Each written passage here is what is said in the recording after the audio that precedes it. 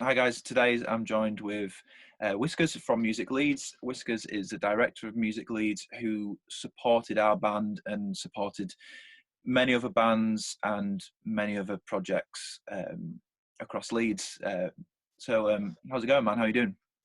Yeah, doing all right. Doing all right. Keeping going. Yeah.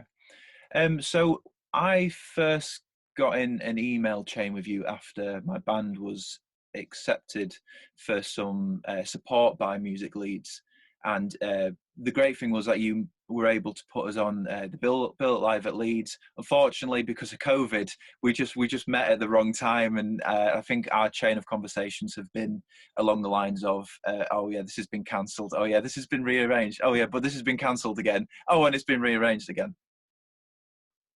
So Yeah, it's finally good to get to chat to you in a way that has got nothing to do with any cancellations or bookings, just talking about music and how we're both doing. So yeah, thanks for coming on, mate. no worries, no worries. Yeah, hopefully, hopefully that might happen at some point. Yeah, I know. No talk of cancellations today, and I won't hound you for any bookings either. Just every off topic, informal. Usually with these things, mate, I just start off by asking sort of like how have you found the past year, work wise? Have you been able to do much work? How has lockdown sort of affected you, and how have you overcome sort of barriers that you faced? Yeah, so I mean, obviously it's been quite tough. I mean, with a lot of what we do, like the need for what we do as music leads has obviously stayed there, and if anything, it's sort of amplified because we try and support the music sector, and the music sector's needed a lot of support, but obviously it's the ways in which we would normally do that haven't been there. So, for example, with the band, normally one of the key ways in which we can support artists is to give them a platform to perform live, and so that's been a lot more difficult. On the live front, we immediately flipped to doing some really good live streamed events, and like when there's not much else you could do, it kind of felt like it was really really good. Ironically, we've struggled more with that over the last 6 months, I should say, because we've been trying to do, we've been trying to take advantage of the easing of lockdowns and do things in a more professional way and give artists more of a wider platform. But actually, because things have changed much more frequently, with little lockdowns and tiers and stuff, that's been a lot harder. I think we've been able to support artists a lot through the time. We keep on we do a lot of mentoring with artists and help them get into the studio and things, and like that hasn't been too disrupted. Although like equally the studio stuff's been disrupted in the same way that the live stuff has. But I think the added pressure has been the problem. There's so much more people needing support. The need for support has been greater, and so the pressure on us to sort of feel that and help people. And when you can see, when there's institutionalized sort of crisis around like venues and things, Yeah. or like a lot of freelance uh, people working freelance in the music industry who just haven't been able to access any support. We feel a little bit helpless with some of that because we can't change the government's policy and give support to that group banded as the excluded. So and also a lot of the stuff we do in that area is hidden. What we do when we're talking to, for example, the council or even like UK music to lobby and feeding into stuff. It's the stuff that people don't see. So then we get a bit, it's sort of trying to be clear that we're trying to do stuff when it might not always appear that we are. Yeah, but I mean, from what I can see on sort of the social media, Music Leeds has been very very proactive throughout the course of lockdown. Just for example, I was checking out yesterday that you've got the podcast coming out, uh, Yeah. which is another way sort of there's barriers faced, but I think as a company or an institution, you've managed to sort of adapt to these. I mean, I've felt the squeeze completely through lockdown. I mean, every opportunity I've had to do some of my band has been sort of shut down. When you're arranging for people, you've got to work out time off work, book rehearsal spaces, to do live videos, whatever, and it just keeps getting shut down. And we were talking to Nick Simcock, who's arranges the events at Porto, and he was just Yeah. saying the exact same thing. Like, we can't arrange too far in advance, and every opportunity we do get, we have to be at, everything's got to be scrutinized, health and safety wise. And it's just really difficult to sort of get up and going and sort of get a good feel of what they're going to do. Yeah. Yeah, totally. I mean, I think we really feel for the live events. Everything there. I mean, that's it. Rehearsals become hard to manage, recordings become hard to manage, venues become hard to, live events become hard to manage. So, and it's just tiring as well, like rearranging things as well. It's a real, it's hard to keep up with. Yeah, you can have no set in stone idea. You can have no set in stone plans, because they just come crashing down at sort of as soon as there's a new announcement or whatever. I mean, I'm in the position now where, I mean, I operate as a band, but so we can release a new single, we're doing like solo live videos, solo photo shoots, and trying to just incorporate them into a creative way, because I'm just really fed up of waiting on sort of eased of restrictions, getting into a point where we're playing well as a band again, we can get content together, and then it just getting cancelled, and then having to put singles back 2 or 3 months, and then just the process repeats itself over and over again. So it's really difficult, from a musician's perspective, to sort of gauge where you're at, and it makes me feel better, because all my other friends who are musicians and in bands are in the exact same position. And through these conversations, I've been talking to promoters, producers, songwriters, people who work at magazine, and this, it's just rippled across every sector of the industry, and it's just really, really difficult. Yeah. Yeah, absolutely. But I guess we do have to look forward. So, I mean, with your work with Music Leeds, are there any sort of projects that you've got coming up which you're looking forward to? Well, yeah, we're just about to, it's sort of quite ongoing. So, I mean, we're going to be, we've done the Momentum Accelerator funding. There was an open call for that last month, and there'll be a selection process to that. So that's really nice. We'll be able to kind of see a couple more, or maybe 3 more artists supported through that, which is really nice. We're working on a commission, like we've commissioned a new piece of sound and art that's called Sonic Stops, that's going to kind of represent, well, it's sort of like representative of the history of music in Leeds, that kind of go through all the different places in the city. That's in partnership with the museum. So that's going to go get sort of premiered in about a month's time, which is cool. And then in about a couple of, in mid-April, we'll be opening another open call for support, which is cool, which is always fun to get to sort of hear and see lots of new artists. So that'll be obviously an open call so that people can apply to us to get mentoring or for live opportunities. Mm-hmm. Or to get some funding or support for recording. And if you're not an artist but you want to build a career in the music industry, you'll be able to apply for us for support as well, like we did last year. So again, like mentoring from industry professionals, but also funding to help you deliver something, or for like professional development as well. So that'll take us through. And I suppose we're doing more and more across Yorkshire, which is totally awesome. And we're hoping that it'll be like more like partnerships with different places around the region. And really, we're just waiting to sort of see what's going on with the opening up of things, in terms of what events we can actually partner with and what events we can actually do. I mean, the other cool thing we've got coming up is we've got a showcase as part of the Great Escape Festival. So we just announced 6 artists that we work with that are going to be doing like an online showcase, a part of the Great Escape, which is a great platform for them. And we're going to start trying to kind of more nationally like make a name for Launchpad.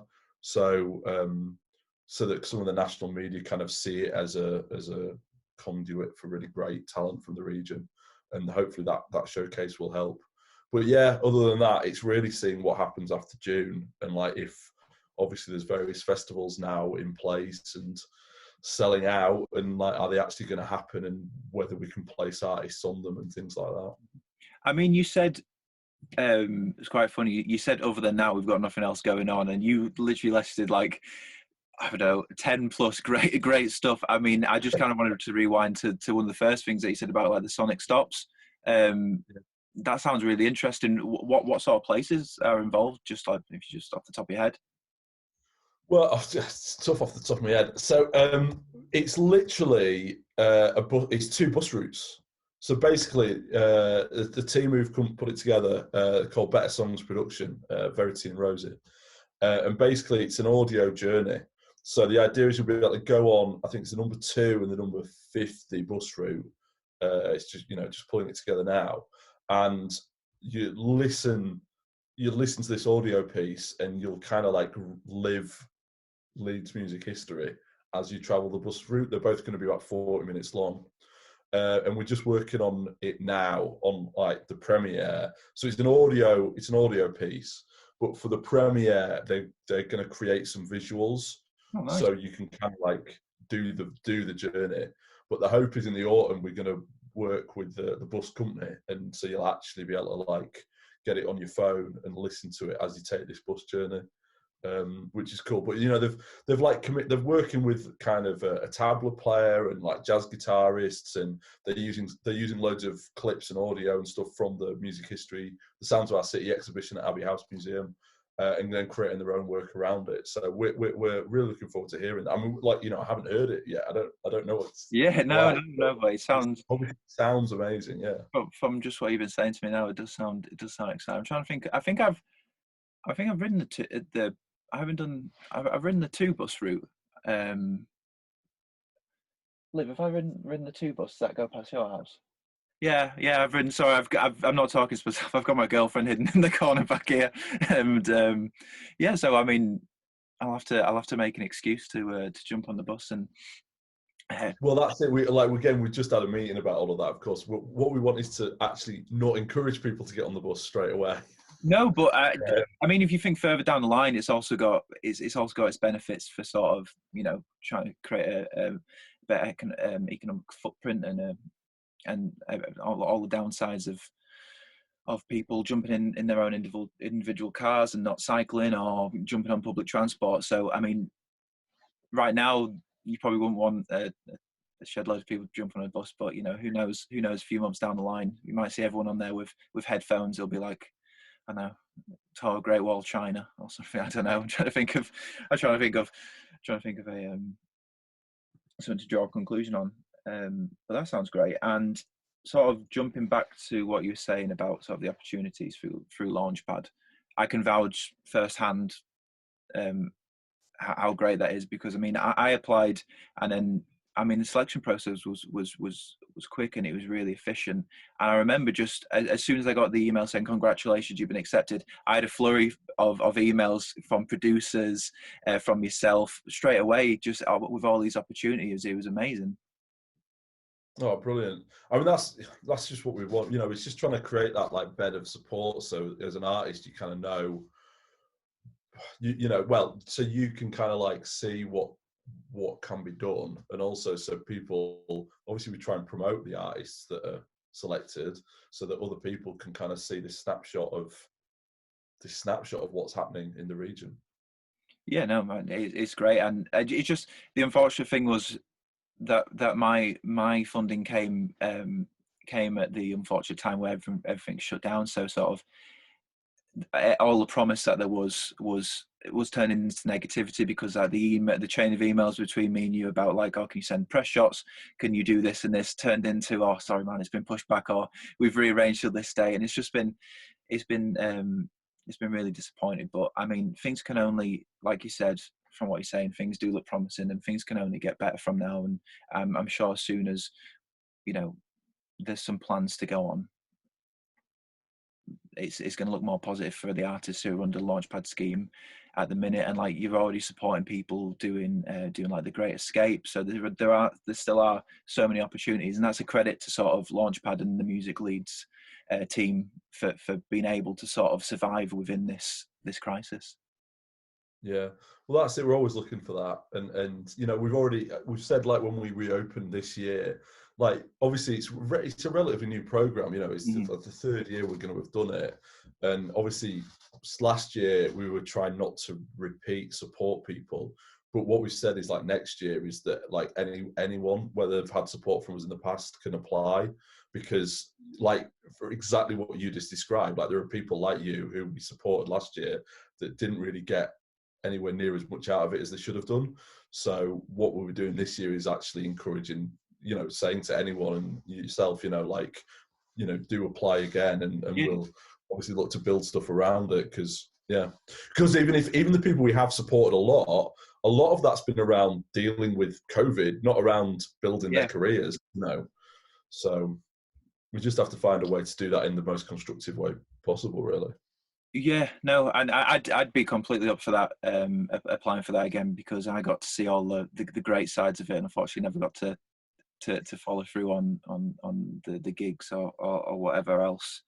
Um, one thing that I've seen a lot of recently, and I was surprised at this, but is the amount of artists in Leeds who are sort of releasing great music. Because I was under the impression, and I was really worried, sort of when COVID came around, that a lot of Leeds' music scene is based around students who live in Leeds, and I was worried that sort of with COVID there'd be a massive influx of students and musicians leaving the city.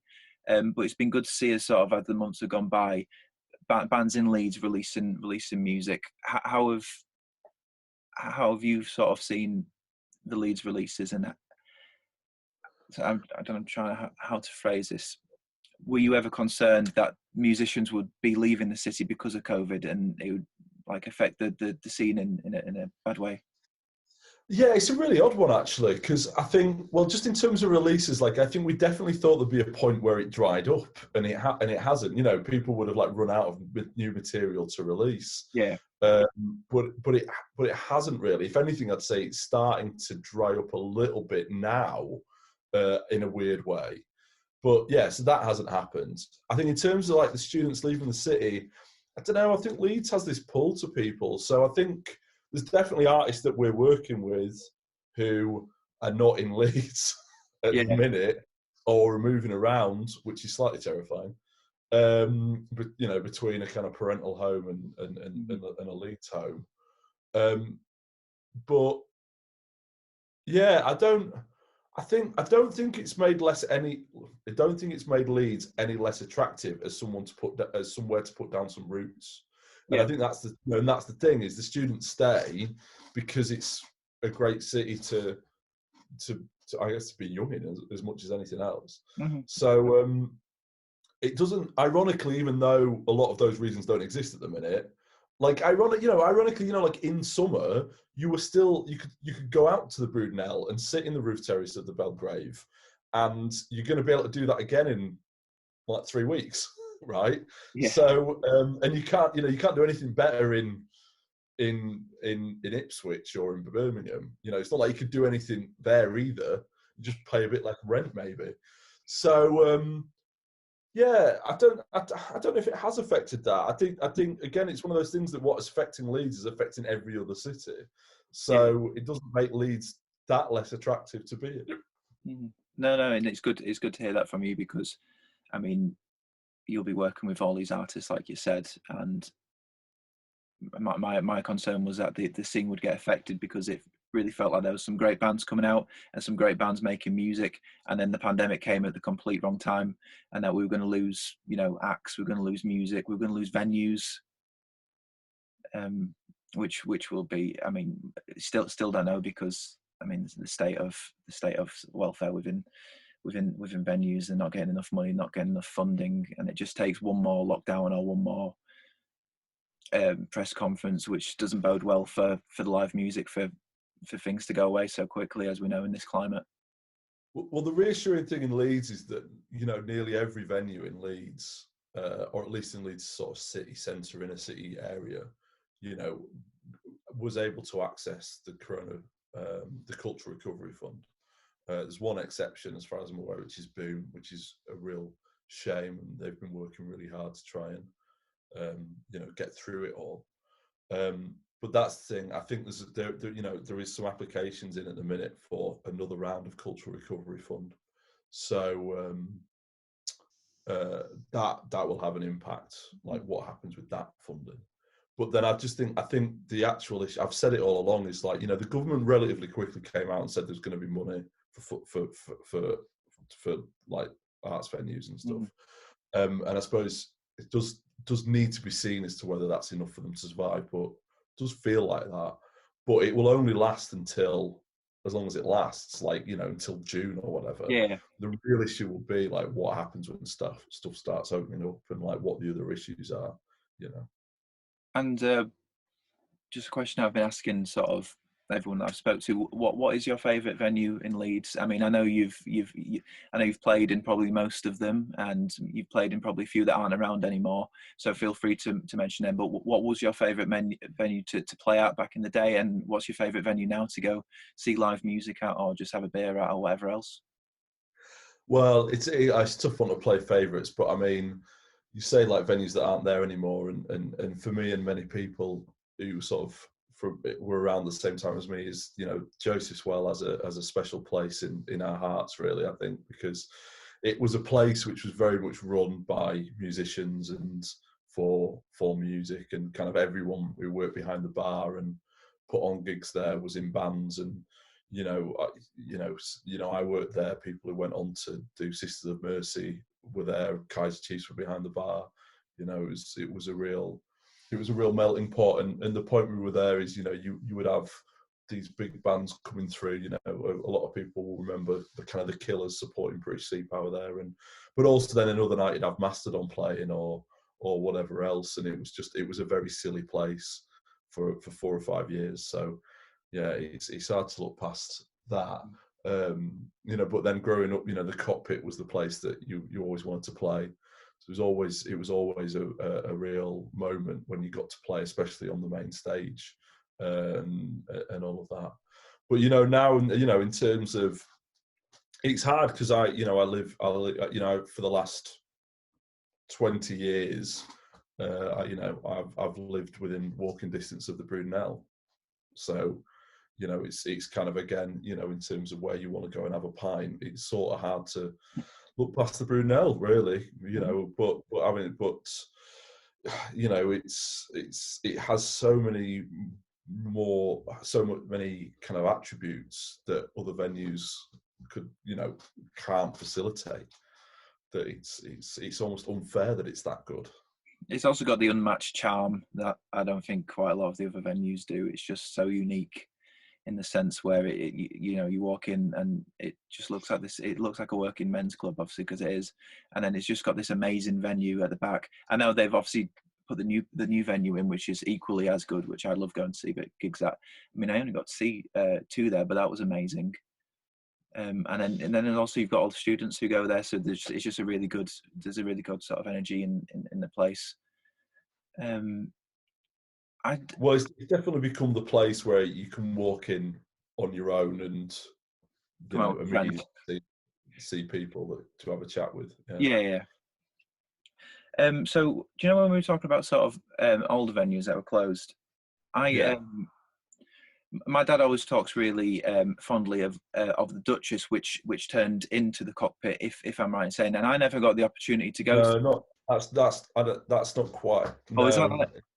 Yeah, no. The Duchess was separate to the Cockpit. I think they were both around at the same time for a little bit in the late 90s, I think. And I never got different people ran them anyway. I never got the opportunity to go into the Cockpit. And it's I mean, it's just one of those venues that people just say it was amazing to go at. Now, you might not know. It wasn't amazing to go at. It wasn't. It was a bit shit, really. But like, it was. But it was that part of it. It held a place. It held a place, Mm-hmm. Now, I'm just asking this just purely out of curiosity, but is depending on who you always talk to, there's always plans that something's happening with the Cockpit. Do you know anything about this? Is there any plans for the future to maybe turn it back into a music venue or?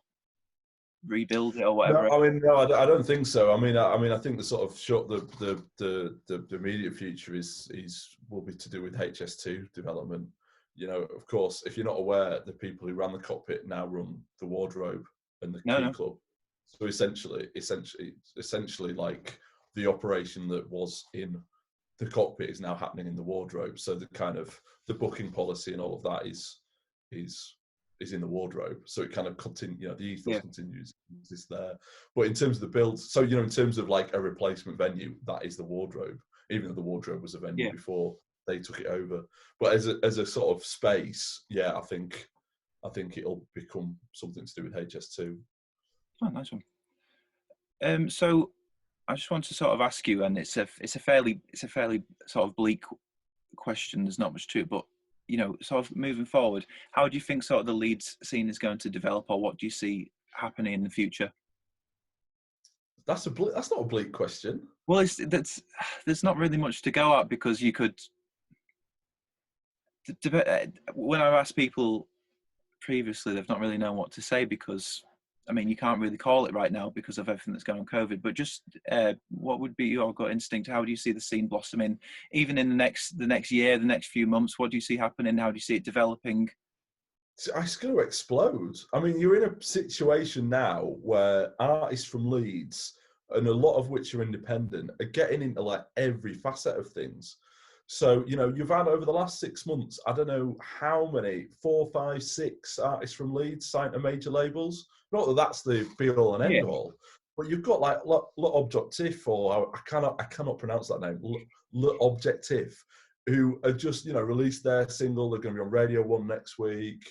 You know, getting everywhere.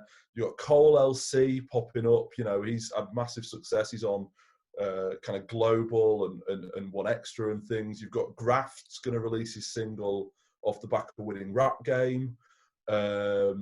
You've got Yard Act playing like every festival in the country.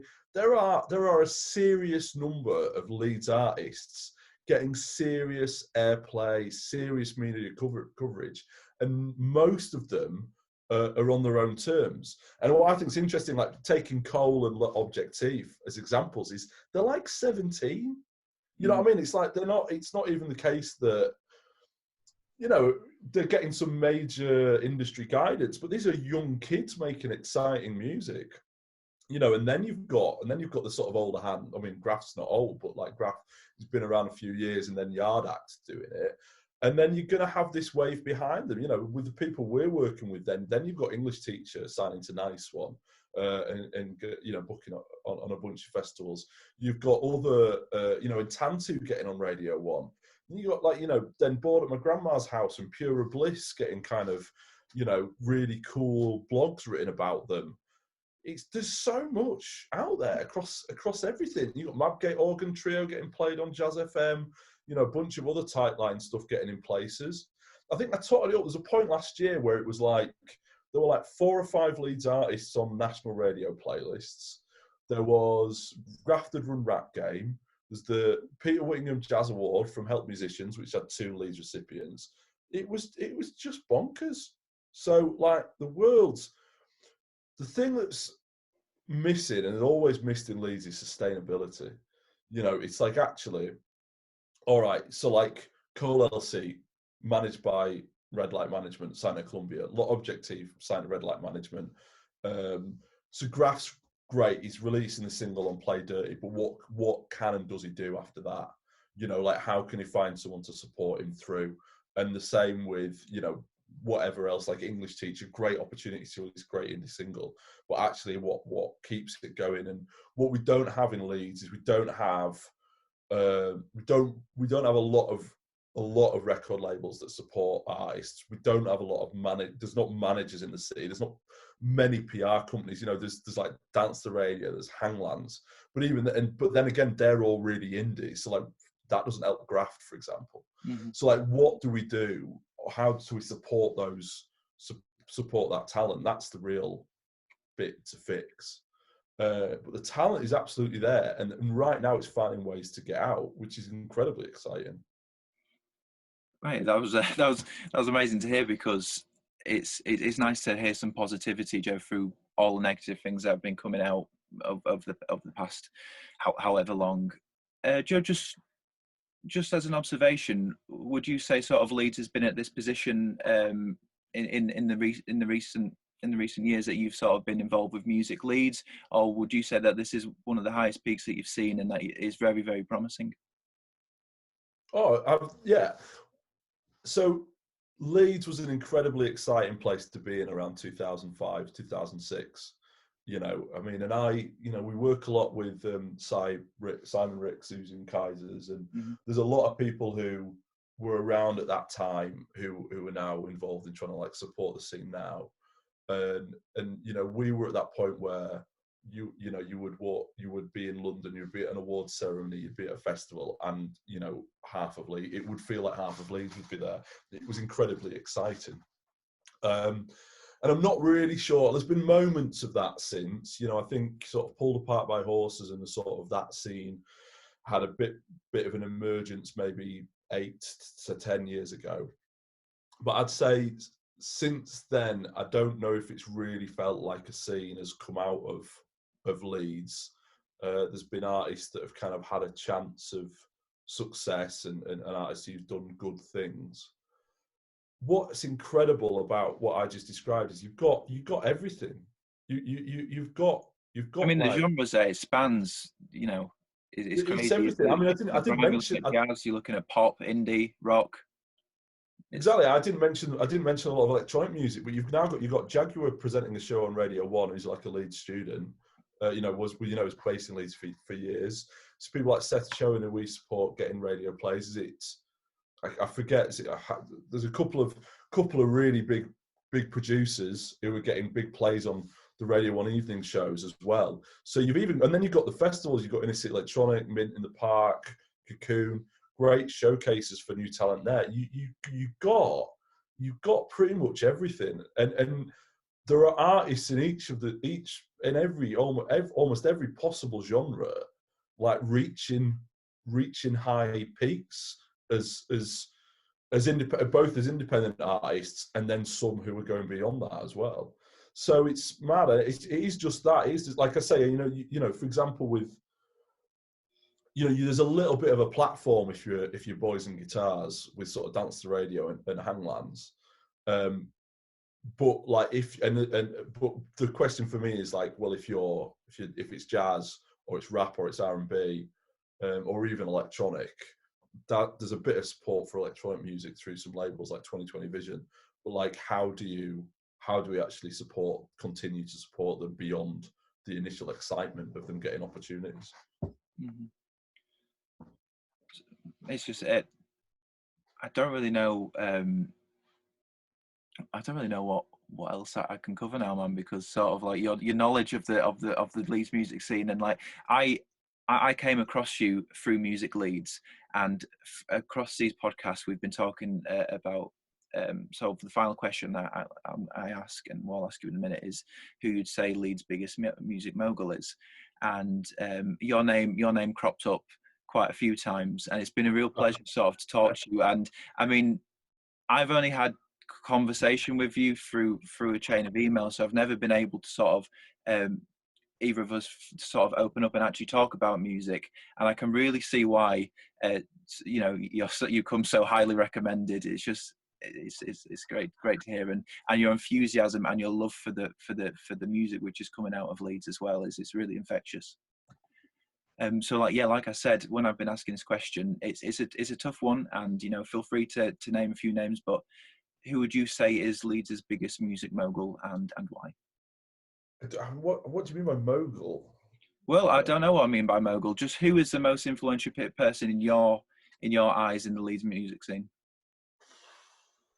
I think it changes a lot, and it or just depends someone who inspires you right now.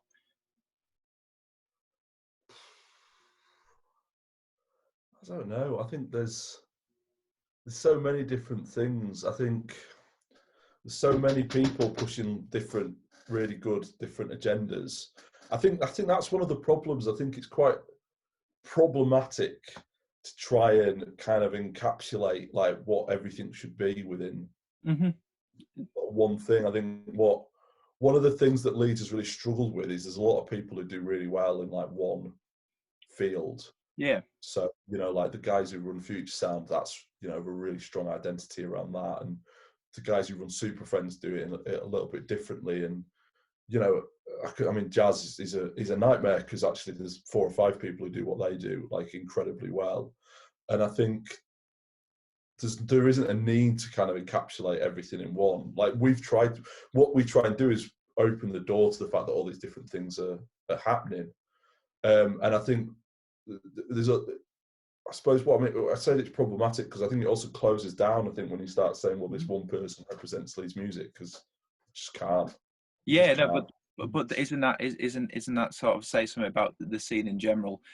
And so, I mean, when I just said sort of name one, you've already named three companies, three people who've already contributed amazingly to the Leeds music scene, and surely that's the best reality that we that you can't think of one person, because we have people who are doing great in radio, people who are doing great as independent venue owners, people who are doing great as promoters, and no one has more value than the other because they're all contributing to this one great scene.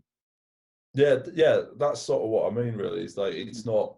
I think it's not about one. And I think the good thing about Leeds is, it doesn't always, and it hasn't always, but it recognises that fact as well. It's sort of people do like work together pretty well on these things, but equally it makes it quite hard to channel because, like you said, I mentioned like 3. I mean, really, it's like Oh yeah, 20 yeah, to. and and You and, know and, what I mean? Like and there's a even if you're tiering these things, the top yeah, tier is yeah. like 20, 30, 40 people. So like we're doing some work with 2023 at the minute, at least 2023, to try and like pick up like what music should be in least 2023. And it's like, how do you narrow that list down of who to speak to? It's an absolute nightmare.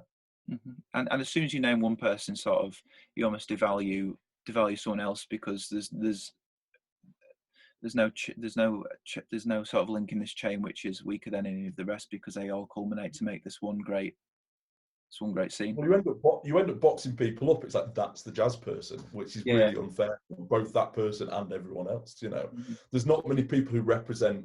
People do good things that they do, and they're not necessarily representing what's behind them. And that's, but that's if you're trying to narrow stuff down, you need that part really. Is there just before we go though, is there just any organisation at the moment in Leeds who you just want to give a shout out to, who are just doing amazing work? Again, like so many. Yeah, one I mentioned there that we were speaking to this week that seems to be doing great things is Black Health Initiative, who've got a new project called 32 Bars, which is working with young people. I think we just did some stuff with schools a couple of weeks ago, and it was really eye-opening, sort of trying to think, because you've mentioned students a few times as well, like actually like what's that need, or how are kids growing up in Leeds, like under 18, how are they engaging with music? Because the opportunity should be massive, Mhm. but definitely feels like there's a bit of a disconnect, especially when you look at the kind of inner city nature of like Headingley through the city centre. So like, what actually, if you are in like Wetherby or Gipton or Morley, actually how are you experiencing music? And I think that's a really interesting one. Other one's Woolpack up in Otley. Actually, was speaking to them this week. That's a really interesting challenge, like how to connect all of that stuff. But potentially very exciting if we can find a way. Thank you, and thank you for your time today, Whiskas. It's been great to finally get to speak to you, and I think anyone who watches will just be able to see your love for love for music and your love for the Leeds scene, and everything you do for it. I mean, you've named. I mean, I'm sure there's hundreds more people that you'd like to tell me about, or people who you think are doing great work. But just from this conversation alone, mate, I've got so much homework and reading up to do. But thank you for giving up your time, mate. And I know I mean, by the sounds of it, mate, you must be crazy busy. So thank you so much. No worries. Thanks a lot. Cheers, man. And have a great evening and a good rest of the week. And have a good one, man. I'll speak to you soon. Take it easy. Bye bye. See you later, man. Bye.